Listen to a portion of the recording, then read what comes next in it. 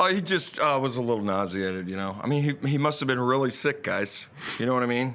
36 minutes, 0 turnovers, 13 assists, and 31 points. So he was really feeling sick. It was not a big issue, right? He just a little upset, stomach, whatever, not feeling great. I don't know. I mean, he kept looking at me, and I'm looking at him, and he's like, I'm good. So he kept playing.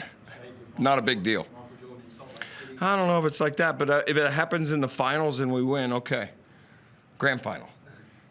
What's it like as a coach when a guy like Bryce is in some distress and he comes to you on the sideline, there's a minute there or a play there where it's 4-on-5?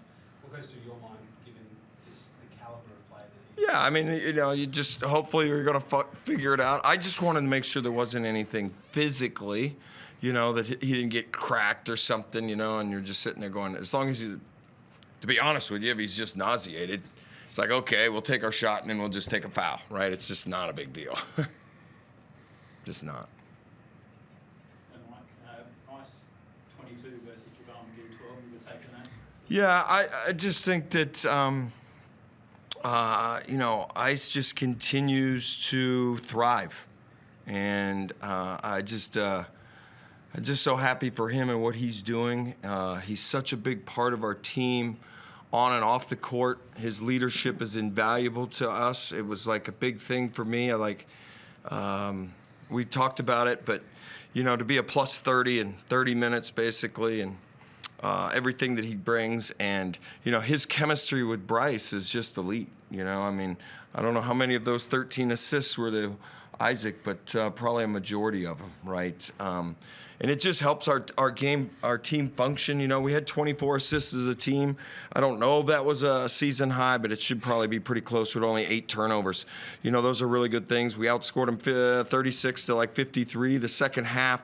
I thought we played as much as we were close to being good in the first half. There has to be a little more ball movement. There has to be the extra. There has to be one more rotation on defense. That we came out the second half with the right purpose, the right focus, and that started on the defensive end, and then that flows into the offense. I was super, super proud of the way we played the second half. I thought that was a high-level second half. Bryce, how much are you enjoying this season and this team? Last year, obviously there were some things that didn't go the way Ryan would have wanted, and you know that kind of stuff. We don't get into it, but just this year, how much has that changed for you, and how much are you enjoying it? Yeah, I'm very much enjoying it. I think anyone who can wake up every day and be really excited to go to work is, you know, that's awesome for anybody. So the fact that, you know, our work's a little bit different and we have to do it in front of 10, 15,000 people on the weekend, it makes that situation's so much nicer when you're with a group of guys that you really enjoy, and with a coaching staff that you know has your back in situations. And I think we're all just really gelling, and our environment's awesome. I mean, you guys come and see us at practice, like we get what we need to done, absolutely, but we really enjoy our time together. So I'm reaping the benefits of that, sure, like, you know, having great guys around me, and I'm getting to play some good basketball with that. But honestly, I need to put the credit to my teammates. Like, it's just I'm a 5-man. I don't have the ball. I don't bring the ball up. So like when I am successful, I've always thought that it's because of my teammates and who's around me, because that's just my position. So yeah, that's kind of what I put it down to. But it's just been awesome. So.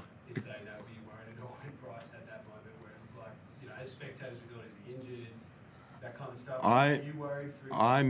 I missed it, which is a very common Isaac thing to say because I miss a lot. But I'm usually so locked into like one thing at a time that I truly didn't see much of what was going on. But I mean, if anything's happening to anyone, of course we're all sort of worried or thinking about or wanting to make sure everyone's okay. But yeah, I didn't see enough and don't know enough to answer that one. I don't know. I wish I was right there with you, but I don't know. I was going to say for you that the Bryce combo is fantastic to watch at the moment between you and Bryce Cotton.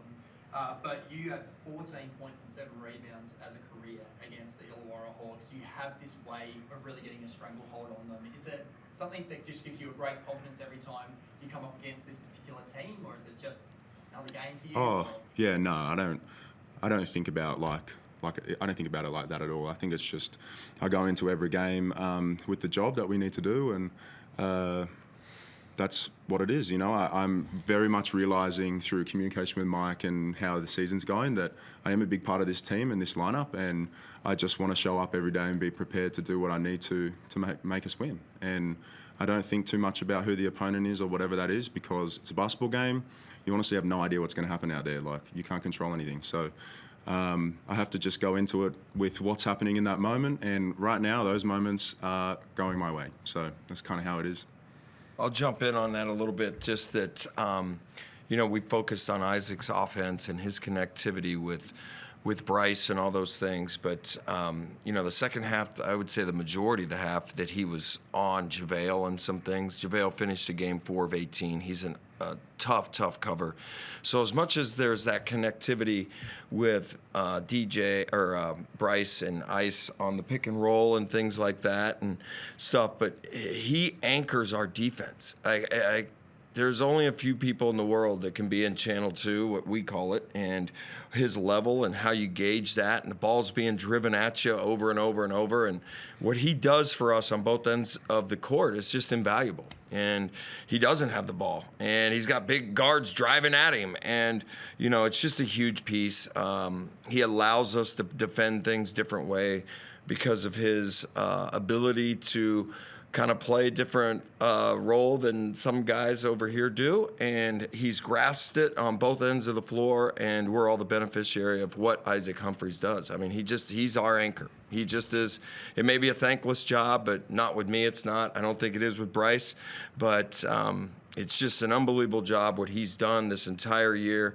I couldn't be more proud, to be honest with you.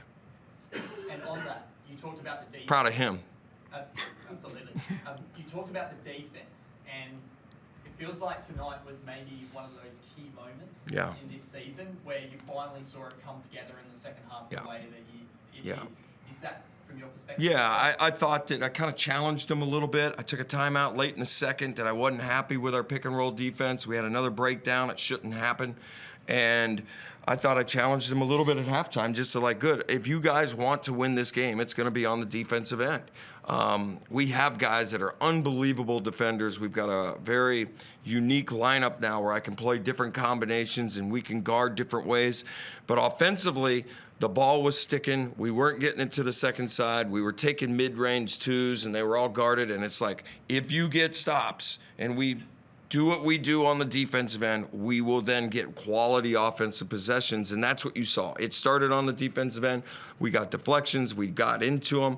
I thought that was maybe our best defensive half of the year. That gives me where we want to go and how you want this thing to look, is we can guard different ways. We've got a bunch of combinations, like I said, and I was super, super excited about that end of the court. You talk about the soup and the balance now that Troy's in the lineup. How have you seen that? It's obviously only been 3 or 4 days, but just how is that progressing? Yeah, I thought he looked like a guy that got off the plane 48 hours ago today, right? He's a very talented player, and he fits our group personality-wise. He's a really, really good person. Really excited about what he's going to add to our group. I probably, Flynn was in a little bit of foul trouble. I kind of went with different combinations. I'm trying to figure out, I tried to give Troy a run there early and stretched him out a little bit, but he's got length and athleticism. He knows how to play. We'll start slowly integrating him in. He got on the court yesterday with his teammates for the first time. He didn't have to script with the coaches anymore. I know I'm fast and athletic. Not really. Yeah. Right? Yeah. But that's probably didn't give him a real true look of what we needed to do. But he got out there yesterday, moved around. I bet, I don't want to speak for him, but, he'll get better the longer he's here and the more time that we have to practice. We have one more really, really interesting game for us before the break against Southeast. And I'm excited to, be at 10-3. It's really, really a credit to these guys and how they've bought into what we're trying to do and being coachable and, mixing and matching. And then, to have a first half that just didn't go the way we wanted. And, Peterson scores, I think, 16 in the first half. He gets 3 in the second half. And JaVale's 4 for 18. And we set on some things and we dialed the group in. And I'm just really excited about where the group is. And then hopefully we can get to the FIBA break still healthy. And that'll give us a chance to really practice for a few days in a row and get the group together. Mike, you talked on defense. You're 6th in defensive rating at the moment. Second half, held them to 36 points, 33% of 9 turnovers. Fair to say over the FIBA break, pull the defensive end of the floor, probably be a bit more of your Yeah, I think that we've had some interesting different things in these first 13 games.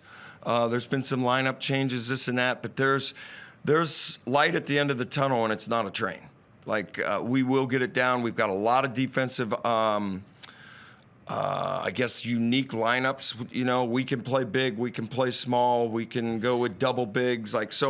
Us getting on the same page with different lineups and our group just figuring out every time that we make a sub, it changes it just a little bit. And our communication, I always talk about, us trying to talk like Sixers. I speak American English, I speak Australian English, but we have to speak Sixer out there. And we all got to know exactly what we're doing, and then we got to do our jobs for all of us, me included, right? And that'll be on the defensive end. And if we grasp hold of that end, we'll be really, really good and we'll be hard to deal with. And if we try to be an offensive team, then you'll see a half like the first half.